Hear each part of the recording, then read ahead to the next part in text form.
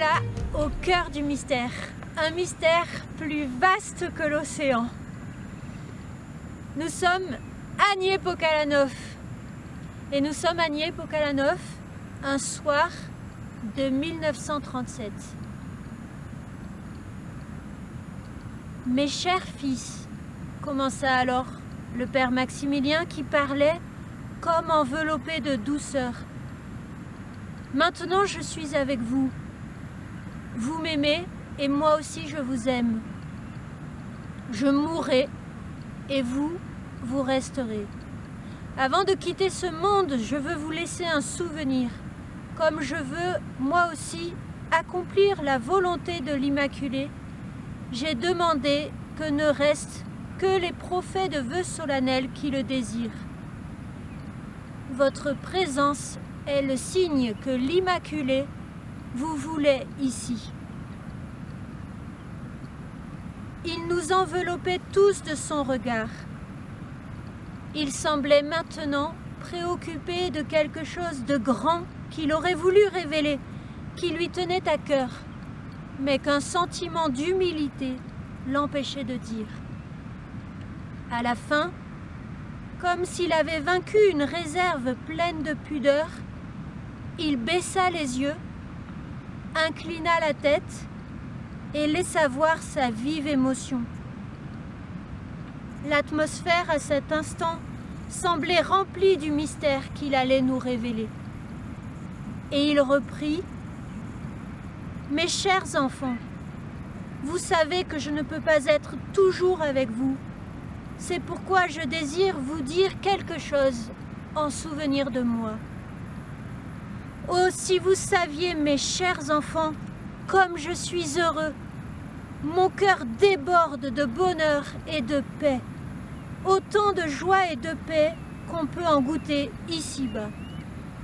Malgré les contrariétés de la vie, une paix ineffable demeure toujours au fond de mon cœur. Mes chers enfants, aimez l'Immaculée, aimez-la et elle vous rendra heureux. Ayez confiance en elle, une confiance sans limite. Il n'est pas donné à tout le monde de comprendre l'Immaculée, cela ne s'obtient que par la prière. »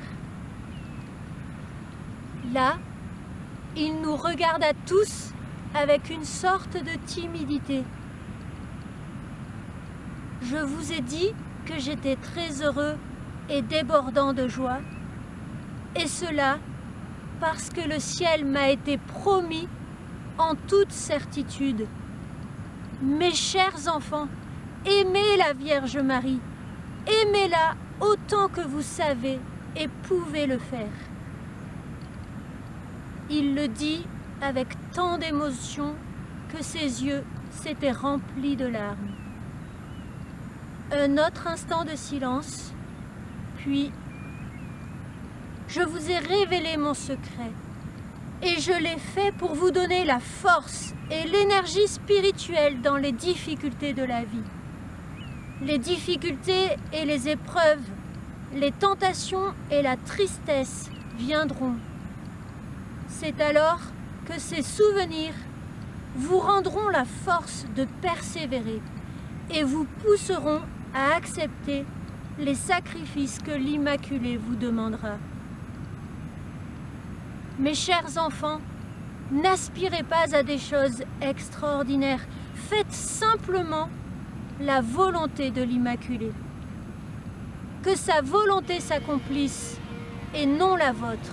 Mes enfants, aimez l'Immaculée, aimez l'Immaculée, aimez l'Immaculée. Mais qui es-tu, Immaculée? Pour le Père, tu es sa fille bien-aimée. Dans le Christ, tu es sa première pensée et son premier amour. Pour le Verbe, tu es la maman qu'il s'est choisie, qu'il a préparée de toute éternité et qui l'aime comme maman pour l'éternité. Qui es-tu pour l'Esprit? Tu es celle qu'il a couverte de son ombre, qu'il a emplie de sa grâce sanctifiante. Tu es celle en qui il conçoit le Christ tête et le Christ, corps, jusqu'à la fin des temps, chacun des élus, chacun et chacune d'entre nous. Et pour toi, qui est l'Immaculée? Pour moi, l'Immaculée, c'est la gardienne de mon oui, c'est la gardienne de ma vie religieuse. C'est celle qui nous guide, c'est vraiment celle qui va ouvrir les portes devant nous dès qu'on invoque et qui nous appelle à la confiance. Et c'est notre maman du ciel qui ne nous lâchera jamais, qu'on pourra toujours appeler par le chapelet et par plein de trucs, mais qui sera toujours là pour nous. Alors pour moi, Marie, symbole de pureté et de fidélité, c'est mon interlocutrice privilégiée pour parler au Christ. J'ai découvert la place unique de Marie pour la foi des chrétiens et son lien très étroit avec la Trinité et particulièrement avec l'Esprit Saint. Alors d'autres points que j'avais en moi, mais qui ont été réactivés, c'est Marie comme mère de l'Église, Marie comme notre mère à tous, et Marie comme médiatrice entre Dieu et nous. Et l'expression « les entrailles de Marie », les entrailles maternelles de Marie qui revient souvent, me touche particulièrement. C'est compliqué de parler des gens qu'on aime en peu de mots. L'Immaculée, pour moi, c'est un des plus beaux, précieux cadeaux de Dieu. Et pour reprendre les mots de Saint Maximilien, vraiment l'incarnation de la miséricorde divine. Pour moi, l'Immaculée Conception est un des noms de Marie. Par son oui à l'ange Gabriel, elle est devenue mère de Dieu, et par son oui au Christ sur la croix, elle est devenue mère de l'Église, mère des croyants, mère des hommes, notre maman du ciel. Marie est celle que je peux prier tous les jours, en étant sûr que par elle mes prières seront portées jusqu'à son Fils Jésus-Christ. Marie est mon modèle pour être un fidèle disciple de Jésus-Christ. La Vierge Immaculée est pour moi une mère, une vraie maman du ciel, qui m'introduit à la vie de foi, qui m'enfonce à la vie surnaturelle. Pour moi, l'Immaculée, c'est mon étoile, c'est celle qui me guide, qui me conduit, qui me façonne. Pour moi, l'Immaculée, c'est celle qui m'enfante à la vie dans l'esprit. Pour moi, l'Immaculée, c'est le modèle qui me modèle. Pour moi, l'Immaculée, c'est ma maman qui me guide et me défend. Pour moi, l'Immaculée, c'est l'humble servante qui fait selon la parole de Dieu. Pour moi, l'Immaculée, c'est maman Marie qui m'aide tous les jours à devenir saint. Par exemple, elle m'a préparé quand j'ai fait ma première communion, le 8 décembre dernier. Rappelle-toi, l'Immaculée est un mystère et non un théorème. Il y a des choses que l'on n'apprend bien qu'à genoux. Plus tu vas découvrir qui est l'Immaculée, plus tu vas découvrir qui tu es en profondeur, véritablement, dans le cœur et dans les entrailles du Père. Plus tu deviendras saint, plus tu deviendras sainte, et plus tu contamineras tes frères et sœurs et tous ceux qui t'entourent, et bien au-delà de tout ce que tu peux imaginer. Parce que la sainteté est plus contagieuse que le péché. Ce monde a besoin de saints et de saintes, mais il a besoin aussi de foyers de lumière.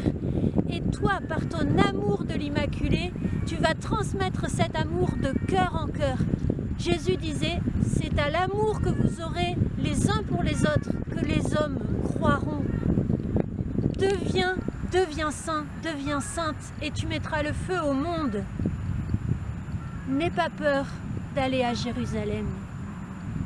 N'aie pas peur d'aller dans la cité sainte. N'aie pas peur d'aller jusqu'au bout, de demeurer à Niepokalanów, la cité de l'Immaculée. Jérusalem est le lieu de la passion, mais c'est aussi le lieu de la résurrection. La croix est l'école de l'amour et elle est le chemin du ciel. Et Saint Louis-Marie Grignon de Montfort disait « Marie est comme la confiture des croix. En Marie, les croix sont confites par le sucre de sa tendresse maternelle. Tu n'as rien à craindre. chacun de nos cheveux est compté. Écoute ce que disait Maximilien à ses frères au moment de leur dispersion par les SS. Vous partez à présent en mission. Rappelez-vous ce que vous avez entendu 1000 fois. Niepokalanów n'est pas seulement ce lieu, n'est pas ces maisons, ces machines. Elles se trouvent partout où se trouve un de ses membres. Niepokalanów, ce sont et ce doit être vos cœurs et vos âmes. L'Immaculée s'occupera et se préoccupera de tout. N'oubliez pas l'amour. Tout passe, la foi, l'espérance, mais l'amour demeure. L'amour, continue Maximilien, nous conduira à la vie éternelle dont nous jouirons au ciel avec l'Immaculée dans l'amour. Par l'Immaculée, au cœur de Jésus, voilà notre mot d'ordre. Alors le défi de ce jour, à toi de jouer, à toi de jouer. Tu es entré, nous sommes entrés ensemble dans l'aujourd'hui de Dieu, dans la cité de l'Immaculée, dans la nouvelle Jérusalem. Le défi que le Seigneur, lui, te lance personnellement à toi, c'est ta vie. Et ça commence maintenant, aujourd'hui. Alors, adieu, c'est-à-dire à tout de suite, dans le cœur de Jésus, par Marie. Jérusalem.